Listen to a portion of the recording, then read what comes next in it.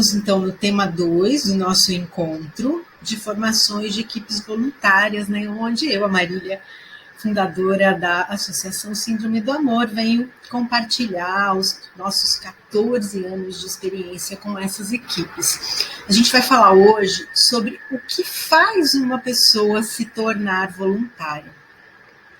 Então, para começar, a gente tem, né, principalmente no campo da filosofia, né, muitos autores, né, muitos filósofos que falam que essa questão de colaborar, de ajudar, né, de dar suporte a outra pessoa, é algo que faz parte da natureza do ser humano.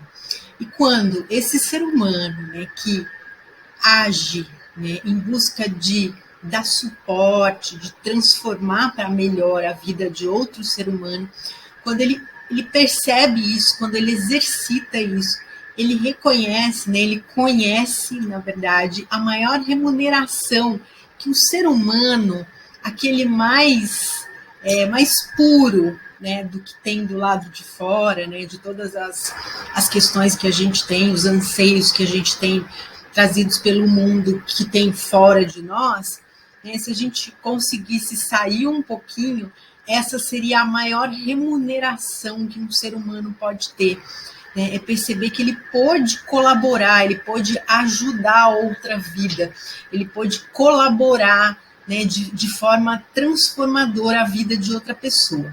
Mas a gente percebe também que existem algumas motivações, né? Algumas pessoas, elas já são naturalmente voluntárias.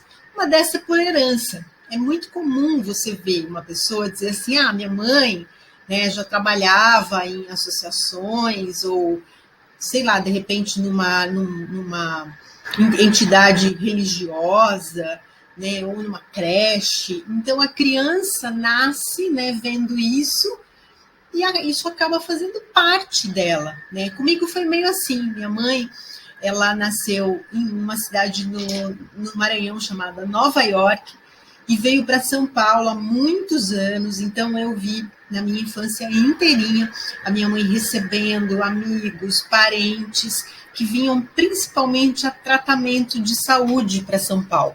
Então minha mãe às vezes hospedava essas pessoas na nossa casa, né? E ela sempre foi uma pessoa muito comunicativa, né? Muito prestativa. Então ela foi fazendo muitos amigos na área da medicina, no HC de São Paulo, né? Em muitos lugares, clínicas e tal. E ela encaminhava essas pessoas que a procuravam em busca principalmente de tratamento médico. Então, o que eu faço hoje é só um pouco mais ampliado, né? Porque a gente tem toda uma tecnologia em nosso favor. E, na verdade, o que minha mãe promovia é o que a gente falou no outro tema, é o voluntarismo. Ela fazia isso, ela mesma, ela envolvia meu pai, às vezes a gente que era os filhos, a minha avó, a Maria, né, que é a minha segunda mãe, mas para que ela ajudava aquele indivíduo que ela conhecia, e ela não tinha assim um grupo, né? Tinha esse grupo de pessoas que era da cidade dela, mas não era uma causa específica ou uma organização. Eram situações eventuais, né, que ela se propunha a ajudar e ajudava muito mesmo. O segundo voluntário, né, o segundo tipo de motivação que uma pessoa tem para ser voluntária, infelizmente, é a culpa. Né? É muito comum uma pessoa ver uma outra, principalmente na área que a gente trabalha de doenças raras, né, de limitações físicas graves e tal, ela se sentir culpada, falar, nossa, eu tenho um filho que tem saúde e, puxa, eu não faço nada por ninguém, então eu vou fazer. Eu vou ser grato e vou fazer isso por essa pessoa. Ela se sente culpada, né, em função dela estar numa situação melhor do que aquela outra, e ela acaba ajudando. Então, assim, os tipos que eu vou citar aqui não é nenhum julgamento, todos eles são muito válidos. É que cada um, com a sua história, né, vai ser motivado por uma razão diferente. Tem aquele voluntário que é o justiceiro.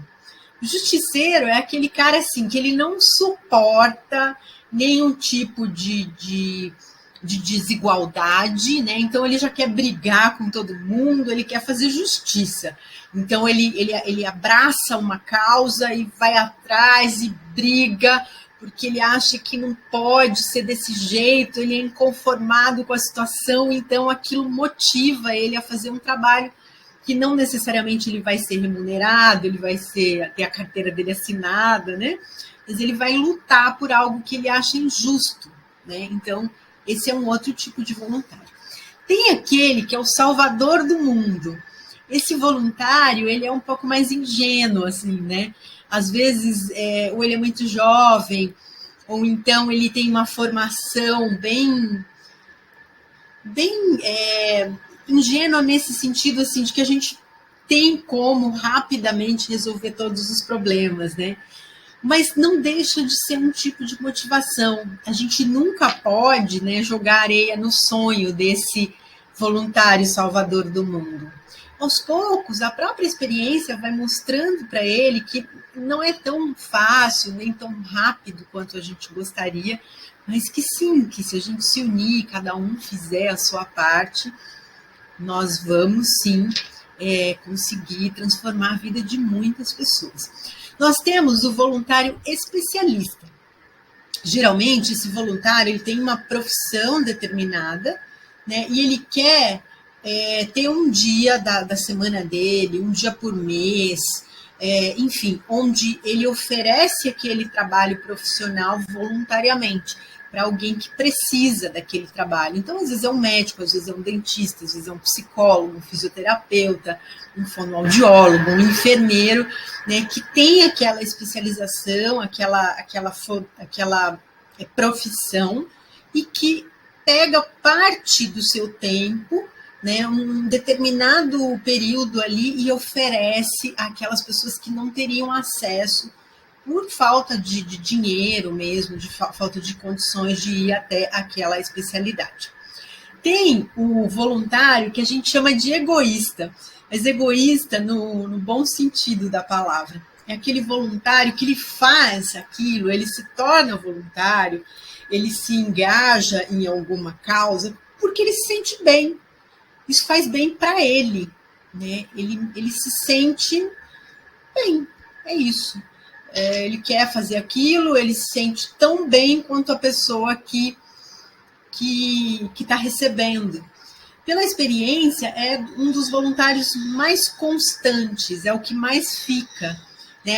É onde a rotatividade é menor, porque ele tem prazer no que ele faz, né? Então a gente se chama egoísta, deveria até ter colocado aspas, porque não é no sentido de egoísmo no lado pejorativo da palavra, é no sentido de ter autoestima e aquilo fazer bem para ele, né? Tem o voluntário de carreira. O voluntário de carreira, normalmente também ele é influenciado por alguém, ou por um familiar, ou por um amigo, e ele sempre é voluntário, assim, ele trabalha numa igreja, ele trabalha numa creche, ele não vive sem ser voluntário, é como se fosse parte da profissão dele. Tem, né, o voluntário interesseiro, esse é aquele voluntário que ele é bem desse mundo assim que a gente vive, né? O mundo empresarial, o mundo do dinheiro, da aparência. E aí ele se deu conta de que se ele tiver lá no currículo dele que ele é voluntário numa instituição, é legal para a carreira dele. Então ele se torna voluntário para ter essa capacitação lá no histórico profissional dele. Então, é o que eu falei, não, mas interesseiro, então, ele só faz por interesse? Não, se ele faz, se ele desempenha, né, com dedicação, ainda que seja só para reforçar o currículo dele, está tudo certo, né, desde que o trabalho que ele entrega seja um bom trabalho, né. E, por fim, tem aquele voluntário consciente. O voluntário consciente, ele pode morar em cada um desses outros tipos, né, que a gente falou aqui. Mas ele é aquela pessoa que estuda muito a sociedade, né, que tem conhecimentos históricos, e ele percebe que sem o voluntariado realmente fica muito difícil que qualquer sociedade no mundo, né, possa ser uma sociedade melhor. Então ele faz porque não só faz bem para ele, né, mas porque ele tem uma visão mais coletiva. Ele entende que é para um bem-estar geral, né? Você muitas vezes oferecer seu tempo para pessoas que naquele momento precisam de mais suporte que você. Bom, para finalizar, né, a nossa conversa de hoje, a gente vai falar um pouquinho de como iniciar uma equipe voluntária, mas uma equipe voluntária com esse novo olhar, né, que respeita a maneira de ser de cada pessoa, entende que cada pessoa tem uma potencialidade e, portanto, algo diferente a oferecer, né? Então, eu marquei aqui algumas coisas que eu acho que a gente nunca pode esquecer quando a gente quer trabalhar com uma equipe voluntária. A primeira é que o voluntário é muito importante, importantíssimo, que ele saiba que ele pode dizer não. Né? Então, sempre que a gente vai pensar em começar uma equipe voluntária, a gente tem que ter um plano A, um plano B, um plano C e um plano D. E o que é isso? Ah, mas eu estou começando agora, né? Não vou ter tanta gente assim para, de repente, substituir alguém que não possa e tal. Então, pessoal, pensa assim, inicia com um projeto que não exija tanto, sabe, comparecimento ali naquele horário, naquela hora, naquele momento, né? Que não seja tão, assim, tipo, sabe, tem que estar ali, não pode faltar. Começa com algo mais leve e à medida que a sua equipe for crescendo e você tiver a possibilidade de substituir alguém que não possa, você vai aumentando, intensificando o seu projeto. Por quê? Porque a gente, nessa jornada de trabalho que depende de equipe voluntária, às vezes a gente perde muito voluntário porque ele percebe que ele não pode ser substituído e às vezes ele está num momento da vida dele em que a própria vida profissional, familiar, exige muito a presença dele. Então ele acaba desistindo daquela causa porque ele se sente culpado, porque ele sabe que muitas vezes ele vai ter que, né, faltar por uma razão maior, e como ele acha que ele nunca pode dizer não, ele acaba indo embora. E às vezes é só um momento da vida daquela pessoa. Né? Então a gente precisa muito pensar no projeto sempre com a capacidade que a gente tem de equipe para atender aquele projeto e não o contrário.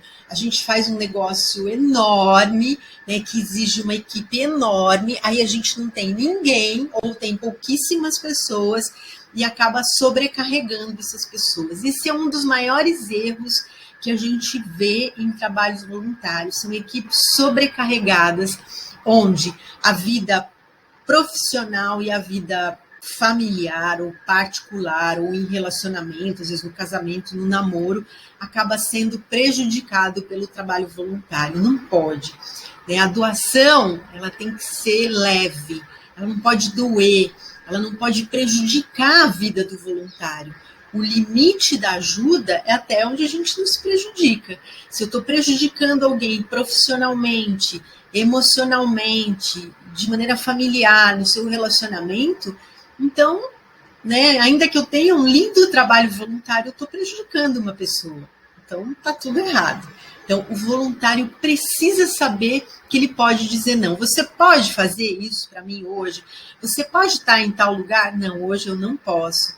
E você, como o líder, como o gestor dessa equipe, não se sentir ofendido, não se sentir, sabe? Ai, poxa, o cara não quer fazer nada. Não é bem assim que que as coisas se dão com voluntários. A segunda coisa, o voluntário, ele precisa saber exatamente o que ele deve fazer. É muito difícil quando você encontra um voluntário que ele tem uma visão um pouco mais estratégica e você percebe que ele consegue atuar sem você dizer muito o que ele tem que fazer, você acaba transformando ele numa liderança também. Porque as lideranças dentro do voluntariado são muito importantes, porque uma equipe muito grande de voluntários, ele precisa de sublideranças. Não dá para você sozinho, né, tocar e motivar uma equipe muito grande. Então, deixe claro o que é para ser feito, o que aquela instituição espera dele. Olha, vai acontecer isso de tal hora a tal hora. Você precisa fazer isso, isso e isso. Você pode, você consegue, você se sente bem fazendo isso? Me sinto. Posso contar com você? Pode. Mas sempre tenha um plano B. Olha, eu queria que você escolhesse alguém, então, para se caso você tiver que se ausentar um pouquinho, ou você por um acaso não possa, né, tá nesse momento, você ter essa pessoa da nossa equipe mesmo que você possa indicar para ficar no seu lugar, caso haja um contratempo e tal. Terceira coisa, que talvez seja a mais importante, o terceiro setor ainda é muito novo, então ainda não existe muito uma filosofia do terceiro setor. O que nós fazemos, então? Nós utilizamos o mundo das empresas, o mundo empresarial, como referência para tratar uma equipe voluntária. Gente, voluntário não é funcionário. Se você começar a exigir do voluntário o que você exige de um funcionário, você não só vai perder o voluntário, como você não vai ter aquilo que a gente falou lá no começo sobre participação e solidariedade. Nada no voluntário pode ser obrigatório. O grande segredo é a gente mostrar a importância daquele ato para alguém, mas ele não pode ser obrigatório. Né? A pessoa não pode fazer tipo, eu não estou afim, mas eu vou porque eu sou obrigado. Se eu não for, eu vou ser desligado da equipe. Existem entidades que funcionam assim? Sim. Algumas que precisam funcionar assim? Sim. Mas, assim, eu estou falando muito do caso da síndrome do amor, né? Como é que eu vou poder chamar um amoroso para entregar a esperança para alguém se naquele momento ele está desesperançoso, se ele está vivendo um momento muito difícil da vida dele? Então, talvez seja melhor eu remanejar aquele voluntário que está à disposição para uma outra atividade dentro da entidade, mas não aquela de entregar sorriso, de entregar esperança, porque ele não está num momento esperançoso. O voluntário, ele não é um super ser, ele é uma pessoa como qualquer outra, que vai ter momentos muito legais, momentos muito bons e às vezes momentos muito difíceis. E o gestor dessa equipe, ele tem que ter sensibilidade e proximidade suficiente dessas pessoas para detectar isso. Né, e falar, não, peraí, agora você não vai fazer isso, não, porque, sabe, você não está no momento legal. Tudo bem, é assim mesmo, vamos fazer outra coisa? Legal. E o voluntário precisa estar certo de que será substituído caso não possa participar. Esse é um complemento dos outros três. Né? É muito importante, se você está atendendo alguém que tem necessidade de algo, você não furar com aquela pessoa. Geralmente são pessoas que já estão sofrendo bastante, né, que já passaram por muitos nãos.